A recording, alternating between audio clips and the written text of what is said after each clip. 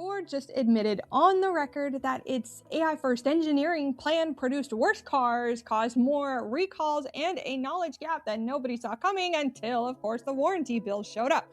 And Ford is not even close to alone in this story. And there's actually a name for what's happening right now. It's called the AI Boomerang, and it might signal a major shift in the AI job replacement nightmare.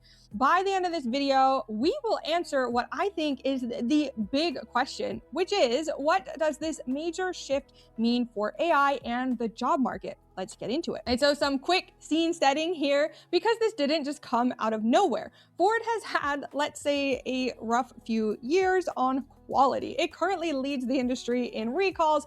High-profile launches like the Explorer and the Aviator ran into execution problems that made headlines for all the wrong reasons. And then you add pandemic era, supply chain chaos on top of that, and you've just got a company under real pressure to move faster and spend less, which is obviously a recipe for disaster in these trying times. Ford did what a lot of companies have done over the last 2 years. It leaned hard into AI automated design review, automated manufacturing decisions, and the pitch, as always, was speed. You get products out the door faster, catch the problems earlier, need fewer people to do it, all that bullet point checklist bullcrap that they like to put in front of people when it comes to firing for AI. And it's not even an entirely unreasonable bet on paper.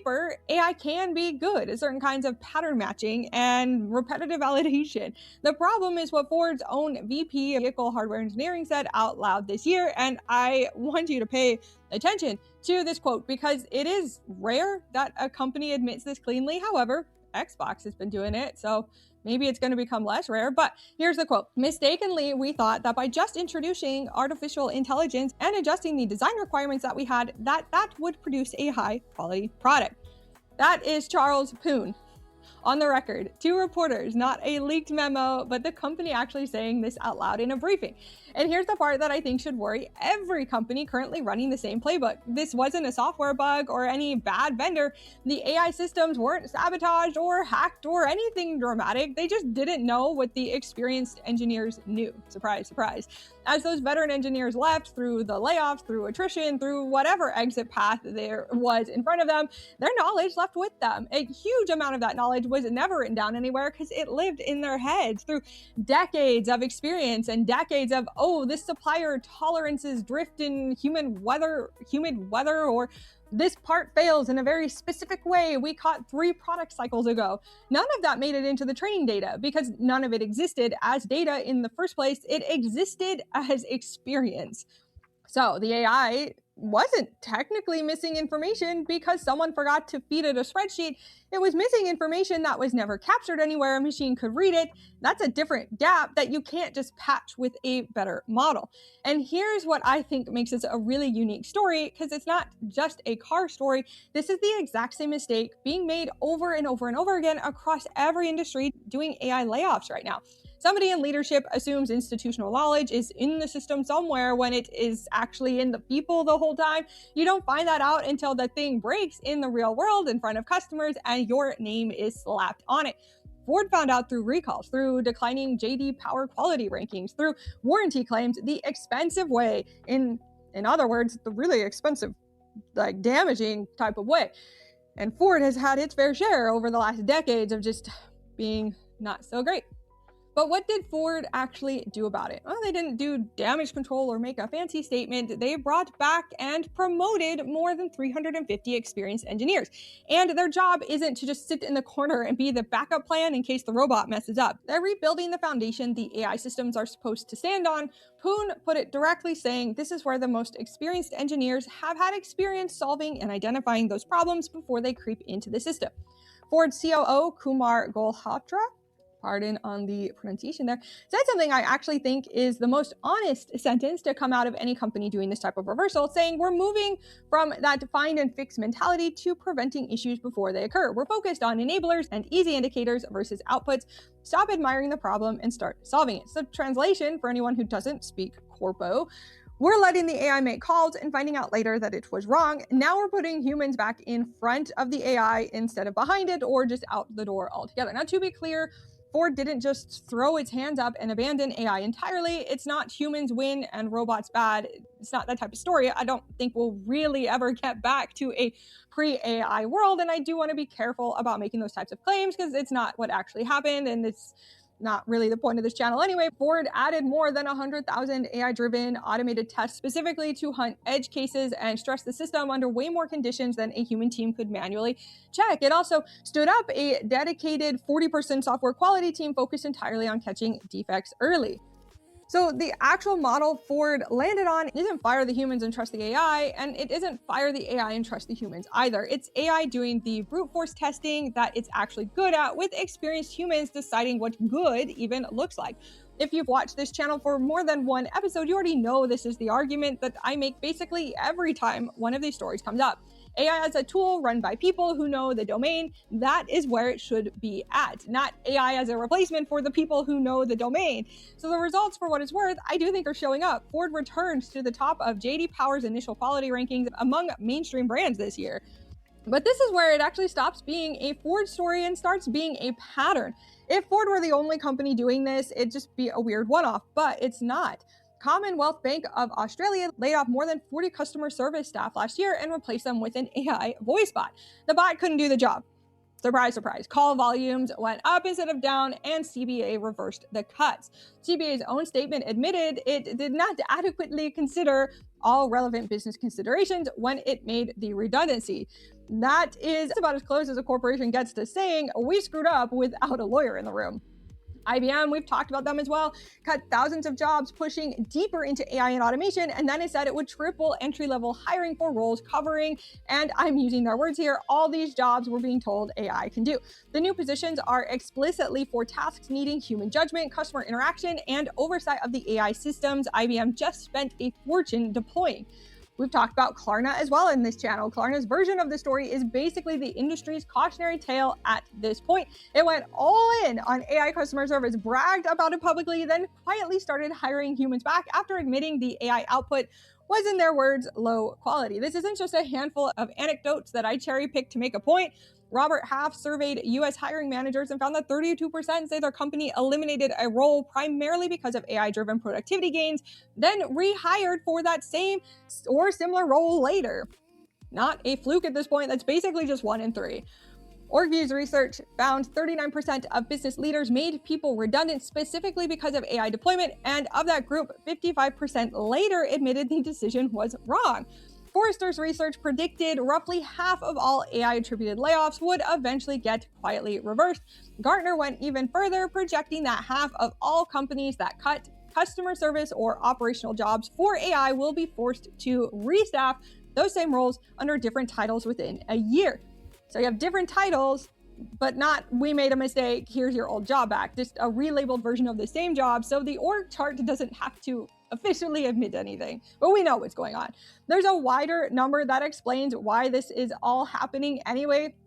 Basically, 56% of surveyed CEOs said introducing AI has not produced any cost or revenue benefit for their company. More than half of that, okay? That's not a rounding error. That's most of the CEOs who tried this telling researchers anonymously that it just didn't work. Now, I want to be precise about something because I do think it matters for how you read all of this. AI-related layoffs have not stopped.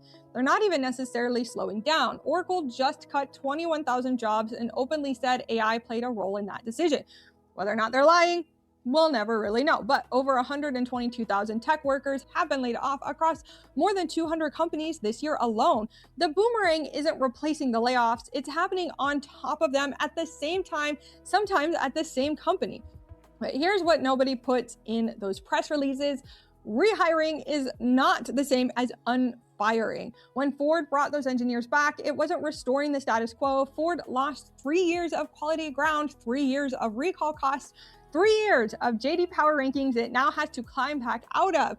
The engineers who came back are being asked to do more than their old job. They're rebuilding the data foundation the AI depends on top of doing the actual engineering, not a neutral do-over. A company paying twice, once for the layoffs and once for the fix, and the employees suffering in the long term. It's not just Ford eating that cost either. Every worker who got cut in one of these AI efficiency moves absorbed months of instability, resume gaps, and in a lot of cases had to find other work entirely before their old employer their old employer came calling again, if it came calling at all. The people making the decision to cut didn't lose income during that gap. The people who got cut did. And that's a part of the story that should make you angry, if any part of it does at all. Not that AI failed at some tasks. Of course it did. It's a tool. Tools have limits. What should get you is that companies ran this experiment on their own employees' livelihoods instead of running it in a pilot program first. Full department cuts based on pitch decks, promises, and the actual verification happening after layoffs instead of before. Okay, so the question I promised at the top: what does the AI boomerang actually mean if you're a person with a job that AI could theoretically touch? First is the good news, and it is real good news. AI is coming for your job was a framing for the last 2 years with full stop, no nuance, nothing. And the boomerang data says that framing was wrong, or at least really incomplete. Companies tried the full replacement, and a third of them are already walking it back. Gartner is projecting half of the AI-driven customer. I already talked about that. Now the part that isn't good news, so don't leave this video thinking it's all fine. The job doesn't come back the same. Like we said, Ford's returning engineers aren't just doing the old job, they're doing the old jobs plus rebuilding the AI's data foundation on top of it. So it is possible that they get replaced later on. We don't know just yet. IBM's new hires aren't a straight rehire either. They're explicitly there to manage, judge, and correct the AI systems that replaced their predecessors. The job market isn't proving humans win, keep your job as is. It's proving something closer to humans win, but only the humans who can also supervise the thing that almost replaced them. So here's the actual answer, like an honest one. The boomerang doesn't mean AI job replacement was a myth. It means companies ran the experiment on your paycheck before running it in a lab and found out it didn't work the way the pitch deck promised, and are now hiring back a smaller, more specialized version of the workforce they cut.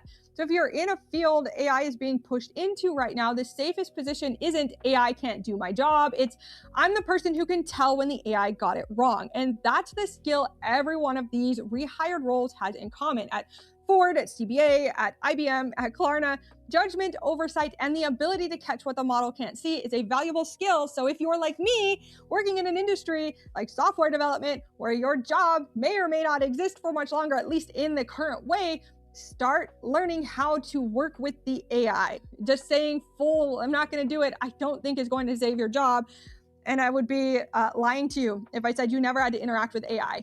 AI isn't the demon here. The demon, the bad guy, are the corporations that are making these decisions and pushing things before it's fully tested and doing these mass layoffs.